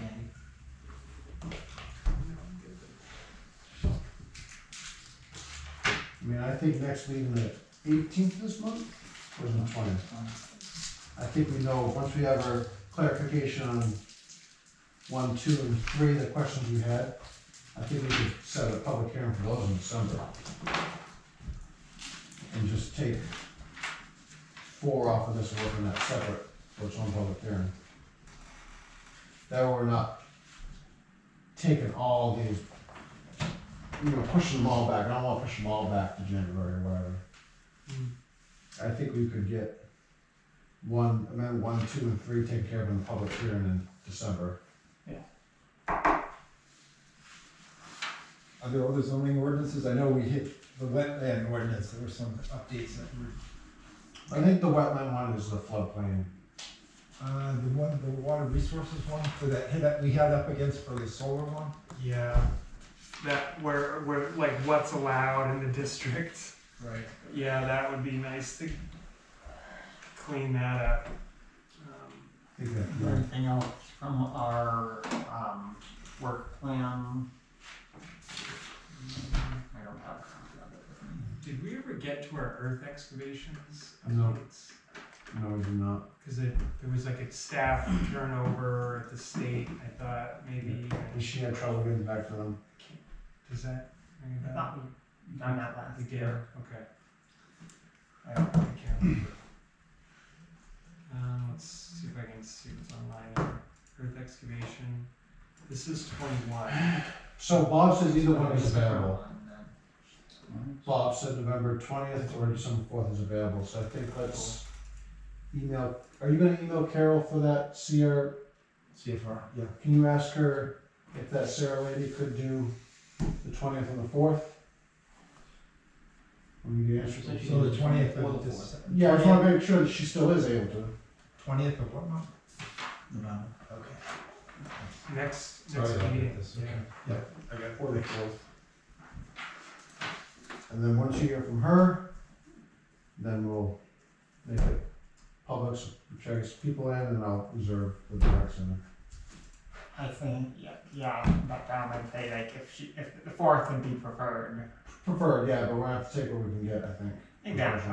Exactly, but if both are available. We're both available at the rec, so we'll see, Monday the first it is. Alright, so I think, as far as the amendments floodplains, I think we're good until we talk to Carol next meeting, or hear back from Sarah for that. I'm gonna put those aside for now. So the only other thing we have at the moment I wanna discuss is our flow chart we're trying to make. So, I think we need to go over. I think the simplest way to do it is what requires building permit, what requires site plan.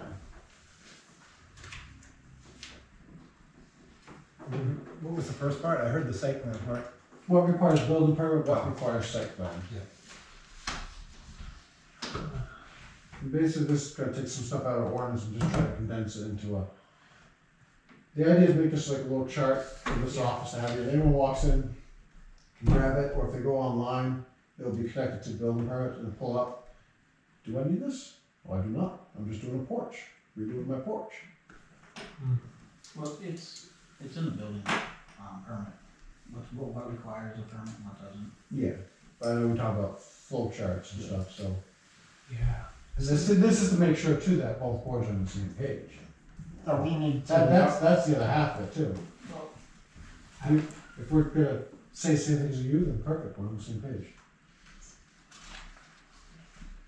So we need to focus on what the site plan part of this. Yeah. And then the select board already have the building permit and then merge them together. Cause they're gonna create the flow chart, we're just giving them the information. That's tomorrow, we get this done. Yeah, well, it's.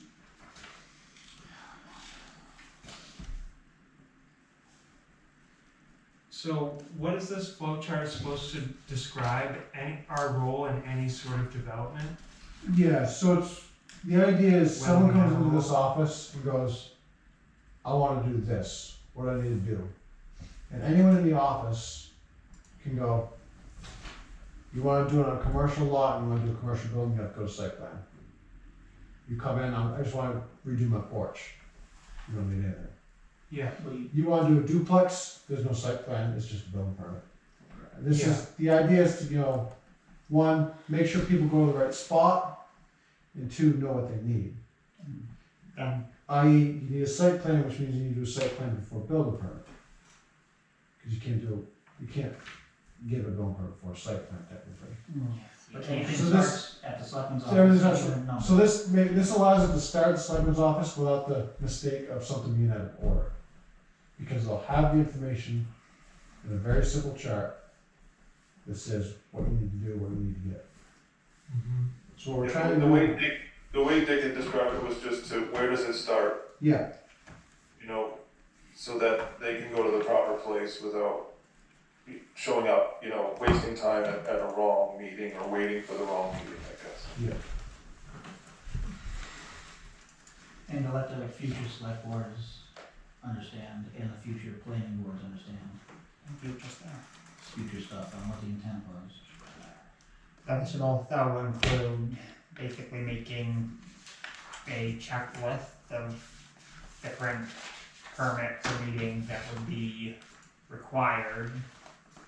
And then for any application, that checklist should be on there, and then someone in the office would be able to say, yes, they went to this meeting and got this permit on this date, or say not applicable for. So this is, not to interrupt, but this is what 5A we're talking about tomorrow. So your Yeah, flow so chart's gonna go in. Part of what the selectmen's office have is to make this streamlined, is they have, they call it an intake process for the selectmen's office. All applicants for building permits, driveway permits, site plan review. And then in that, ready, after that will be planning board's flow chart to go here, whatever we give them. And then all applicants will be assigned a permanent number for the application. Copies of all documents will be filed in the property file before forwarding to the appropriate committee and board. So they're gonna file where they start, and then let us know, send a copy. Electronic copies of file will be saved to the cloud / OneDrive. Index to be maintained showing all permit numbers, types of permits, location, original documents, names, and lot numbers. Documents larger than 8.5 by 11 shall be filed in the map chest with the drawing cabinet and noted. So what we're doing for this is giving them their flow chart that says, we've come in, we're looking for what we believe is a building permit.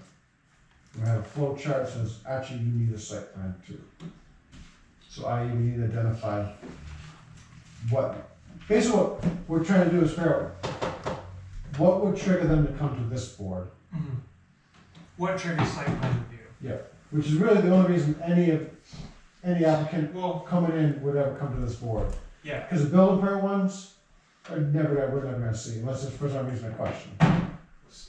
so, yeah, this could take some work, but a big easy one is non-residential development. Yeah. It's like, for the flow chart,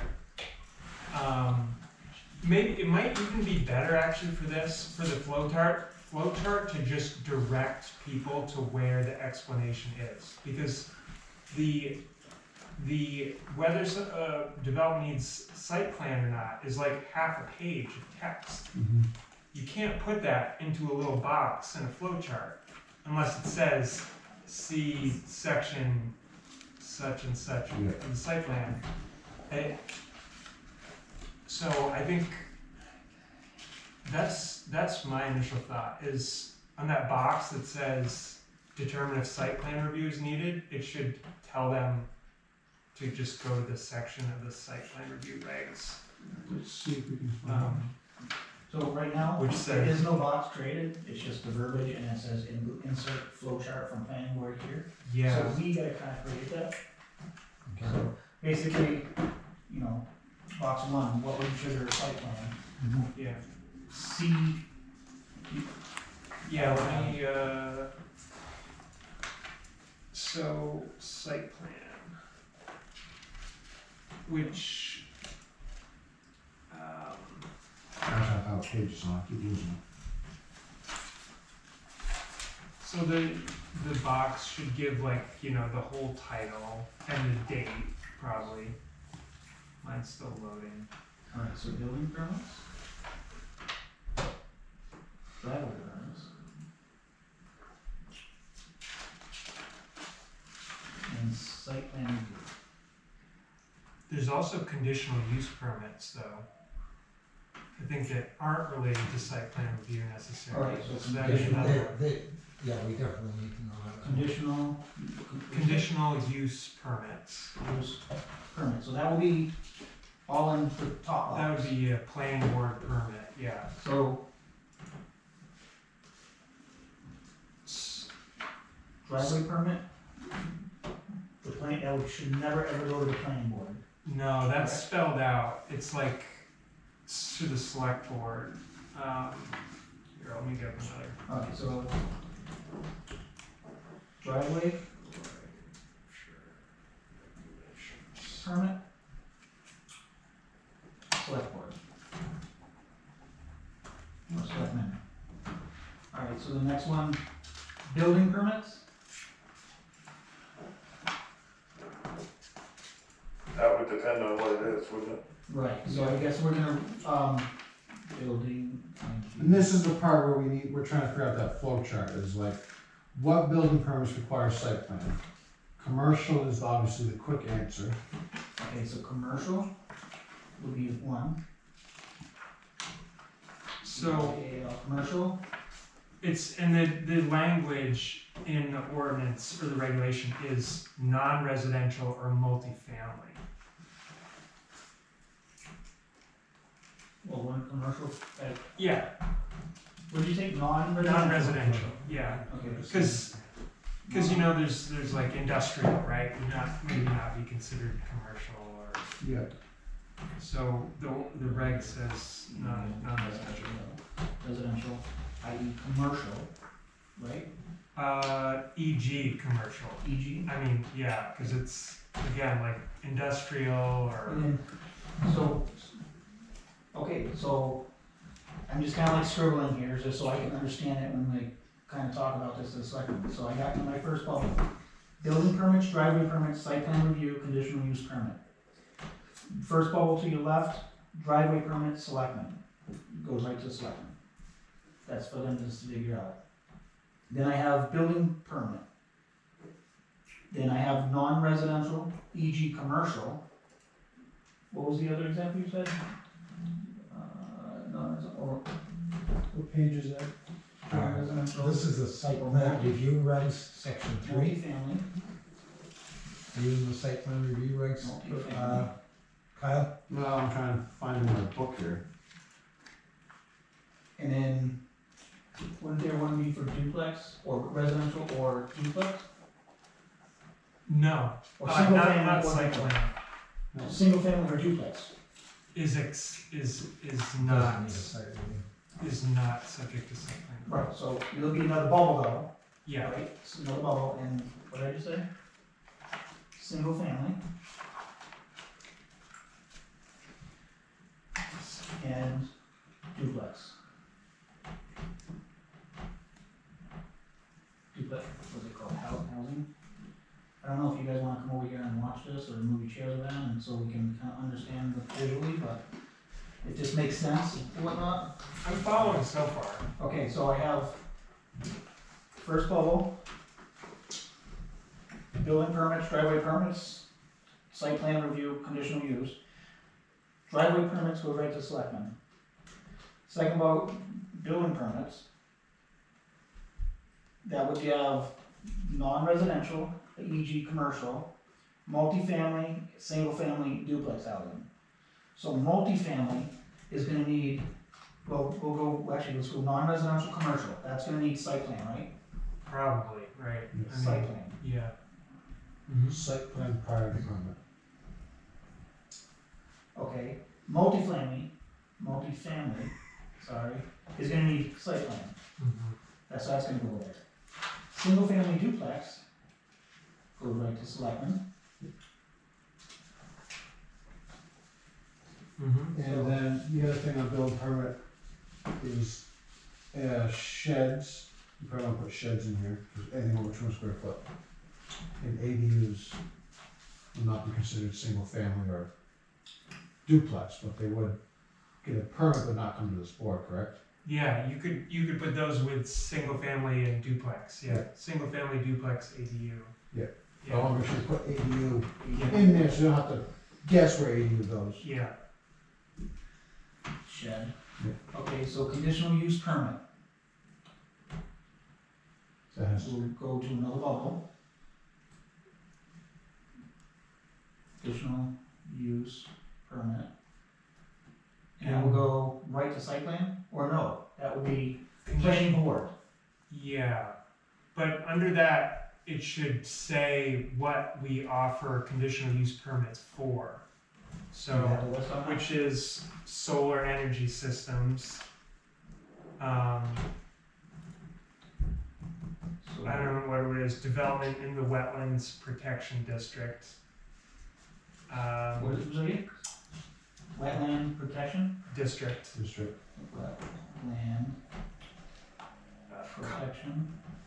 I think conservation subdivisions is, Subdivision regulations. Is one. Conservation. Let me see if I can find it, Curtis. I'm trying to get it written down, just I write slow and I'm sloppy. Yeah. No, this is hard. So you should put, under single family duplex ADUs, shed, residential solar. Cause that goes straight to selectmen, doesn't even go to us. Residential solar. Okay. And then commercial solar would go under, Conditional Another use one?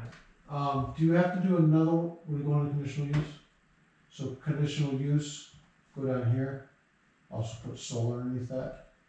So solar energy systems, but put commercial. Yeah, the official name is commercial or utility scale Yeah. solar energy.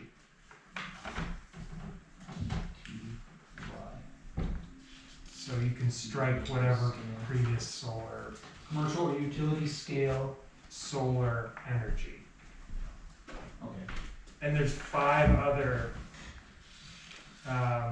conditional use things. Other one was water resources. Uses, they call it uses within Water Resources Protection District. We said that one. A new one is personal wireless service facility. It's like cell towers. Personal Wireless service service. facility. Yep, and Conservation subdivisions is one. conservation subdivision. Okay. And that's a little different because that a conservation subdivision isn't like building something. That's a type of subdivision. Both of deal with land use, not necessarily construction. Yeah. That the other part of that change of use, even without construction, can trigger site plan. It won't trigger a building permit though. Well, that's fine, because conditional use is its own bubble, it doesn't say it requires a building permit, just conditional use permit, and then we're just listing what requires it. What would trigger a conditional Yeah. use permit. So that would go right to the planning board, right? So I'm gonna put, Yes. Yeah. so I'm gonna put, And then when do we have the So we don't really special get too exception? detailed with that, we're just saying, these are things that require conditional use, this is the board to go to. We don't have to get into discussion whether or not building permits, site plan, yada, yada, yada, because we won't know that till we come here. This is basically just saying, if you're looking for this, this is where you go. Curtis, there's the 2 last ones are campgrounds. campgrounds. And actually, the last one is sign ordinance. I didn't realize that was in here. Site plan review regulations, I found it. Oh, because it folded over, that's why I couldn't find it. Okay, I think there's something wrong here though. Okay, so building permit, Yeah. if it's a non-residential commercial, needs site plan review to planning board, right? Planning board. And it should say site plan prior to permit. Piece of scratch. Prior to permit. Multifamily, planning board, site plan review prior to permit. Yep. Residential solar, single family, line, duplex housing, ADU, shed, selectmen approved denial. Planning board, conditional use permit for the solar energy systems, commercial utility scale, wetland protection district, water resource uses, personal wireless service facility, conservation subdivision, campgrounds, sign ordinance. And then that requires, that would be another bubble going down, right? It wouldn't be a site plan, it would be planning board. I think just this is planning board, and those are what needs it. Because we don't know what they're gonna need until they get here and say, hey, this is what we wanna do.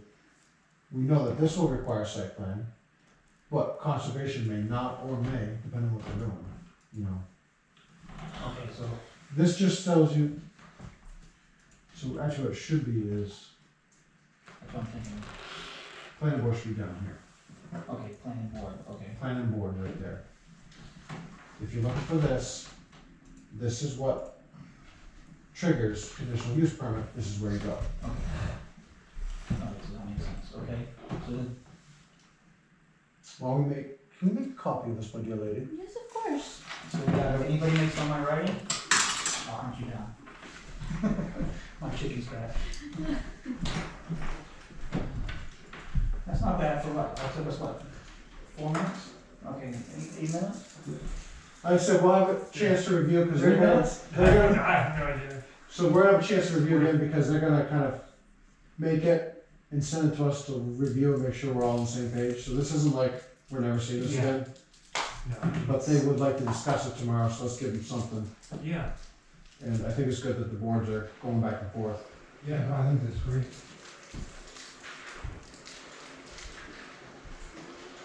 Are you gonna come to them?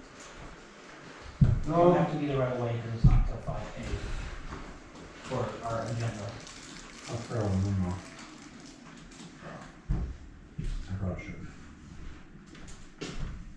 Say it, I'll take you with it. Elizabeth, you're over 12 hours. And if you want me I to sign know. it, you guys wanna, you know, post this somewhere? I don't mind. Frame it I out choose and to everything, do I these can do that as things. You well. can do that for a fee. For a fee, Thank you. which yes, I'll I sign have a it. couple and you extra. can- I'm already famous, so. You've read the end. And Are we including stuff that would require special exception? And have to go to ZBA? So this is kind of for the permit side. So you're talking about, like, if a permit needs to go to the ZBA? Or they have to go before being approved for a permit. Like, they wouldn't be able to get a permit if they didn't. So that would be have another a bubble ZBA. off to the side then, for upward building permit, driveway permit, site plan review, conditional use I permit? don't know, because you'd have to go, they'd have to bring the permit to you before you go, because it can't go to the ZBA until you deny. So Lynn has to Is go, that true, or if it doesn't meet the requirements, then it would automatically be denied? Because I'm pretty sure that we've had that happen, because Well, this is why we're trying to fix that. This is the flow chart, to let, everything's gonna start in the selectman's office. This is gonna let the people, the selectmen in that office and the residents know, okay, if it, this criteria, it's gonna kinda guide you, but everything starts in the selectman's number, office. It gives you a number, and that number's gonna follow the whole process. So. So even, well, for a variance, that's gonna go, it's gonna still start at the selectman's office, because then we'll notify the ZBA. So should that be on here as well then? I would think, no, you've had, can you do a variance on driveway? Yeah, it doesn't meet Sure. minimum site distance. So what I would just do is off driveway permit, do a arrow down, ZBA variance. that would be. But it wouldn't, I think that'd be highway more than anything. I don't think it the would- highway department would actually say yea or nay if it's, I believe that is administrative and not, I mean, I don't know whether DDA can do appeals on that or whatever, but as far That's as a the whole area, other thing. that, pretty sure that is all on highway or state DOT and is outside of our, Can there be a conditional use permit, would that ever go to the ZBA for an issue? It's all No. taken care of internally. Yeah, that's a planning board process. would they go there for, again, Same for with- appeals or whatever? Same with site plans all stay here. Yes. So do conditional use permits. There can't be like. an So appeal the only to thing I ZBA. see here you could do is off the bottom of selectmen approved denied, variance, ZBA. No. well, that would be for residential solar, which, that's pretty, our ordinance for that is cut and dry. Single family, would they need a variance? Well, if the lot is not conforming or, well, they wouldn't be allowed to do it anyway, right, if the lot's not conforming, because you have to have minimum. Well, So what that'd be why they're going to ZBA, because they're lost non-conforming, they're trying to argue Right. So, they need a variance for that. I think the way I see it here, the only spot you can put ZBA in is underneath the residential single-family duplex ADU shed. You could put it just before, but I think it has to be in line But with these. I mean, for far as variance, I'd go over to the side, because for any of these things, under most circumstances, most of these permits do not have to go there. I know, that's what I'm saying, that's what I'm saying, if you're gonna probably put it over here, then you gotta relist everything. I think if you add it in line here, because if anything, you could add it in line between selectmen approve, deny, and here. These are the things like building permits, these are what applies for those building permits. If there's a variance for ZBA, then selectmen. If you add, Mike doesn't have a clue what we're looking at. Can somebody take a picture and send this to him? Well, I think we're getting too far into the weeds. I think it needs to be really basic, right? If it triggers something else, then it was triggered by the select board or the planning board. Like, I don't know that we gotta, I know you wanna know the steps and how we're moving forward, but I think if we just start with where do they start and not special circumstances. I would kind of disagree, because I think we already have that part under control, that stuff is starting in the selectman's office. But these other, and this is where applications are getting lost, where we're not picking up on things that need to have this oddball form that only 10% of applicants need. Because the ones that we deal with all the time, we know what happens with them. I think is, So where would you put this off from? You put it on the top here, ZBA, variance, what's the other things, Special special exception? exception. For that, for special exception, we have the defined list of what would require a special exception. I think there's only like 3 or 4 items.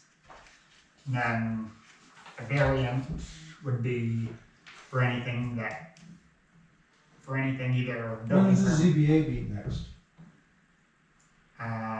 We have, There are 6 special exceptions. Because here's my thought. Maybe the ZBA should meet, have a discussion what they feel would, I think it's Trigger. coming Tuesday, is that? and I think they should give, we're discussing something for a different board at this point. Yeah, I think the ZBA, let them figure it out. Can you bring that? can you bring that up to the ZBA and say, hey, they're putting a flow chart together, why don't the ZBA do what we think could trigger us? I don't think it's Yeah, right that fair. this board makes a decision for the ZBA. That sounds fair. I think you as a ZBA representative bring up a good point that there could be a use to have the ZBA listed here. I don't think it's this board's discussion to have that. Fair enough. So I think, as far as this board goes, I think we've done what we need to get the selectmen started. And I will also say, for the conservation, isn't there some things that require conservation review? We'll have to check that and get back to them, and again, that'll be, Conditional use permit, yeah, they can do conditional use permits. so. I don't remember. Alright, so for, I'm gonna put up in the right-hand corner, variance, question mark, I just put ZBA question or mark, ZBA and they'll tell you what they want listed. for variance, what was the other thing, the conditional use? Yeah, you got it here. You got that here. You got conditional use You got here. it here. Oh, what was the other thing that we just talked about for ZBA? Just write ZBA, you want the ZBA to give a recommendation. And Conservation Commission. I can see, I see it, I appreciate that, thanks for sending that over. They'll need a little explanation on it, I'm sure. Yeah, well, they're gonna kind of set up a draft based on their ideas, and they're gonna send it back to us, and hopefully not go back 450 times, but maybe keep it on 50. And if you want me to sign it and frame it, I can do that for you tonight. 4 feet. For a fee. I think, yeah, I remember that, I mean, it's a great start, I'm sure, right, you could build it like a total tiered tree, once everybody's input has been completed. And hopefully somebody in the selectman's office who's far more user-friendly with computers, can actually pretty this thing up. But I get copyright. Okay, I'll let the office know. Okay. I don't know what program you'd use to actually do this, but it's, I think we nailed out a good chunk of it, we don't have to beat a dead horse, and Yeah. we're like 2 hours into it now, Okay, so. So yeah, I guess, let the selectmen know the ZBA conservation gonna look if they wanna make some suggestions. Yeah. You bring it to ZBA, I'll bring conservation, we'll let the boards make their own recommendations. okay. So, we're gonna hear back from Jack, you said you're gonna talk to Carol, Yes, so if she gives you if she gets answers back from Sarah, let us know so we can reserve one rec center or 2 make announcements. yeah. Henry, you're sending a letter off to our correspondence we had up on the hill for the manufactured Yeah, housing. already sent. Perfect. Draft list will be ready for the next meeting. Yeah. You guys send a copy to Eddie just so she has them. Yeah.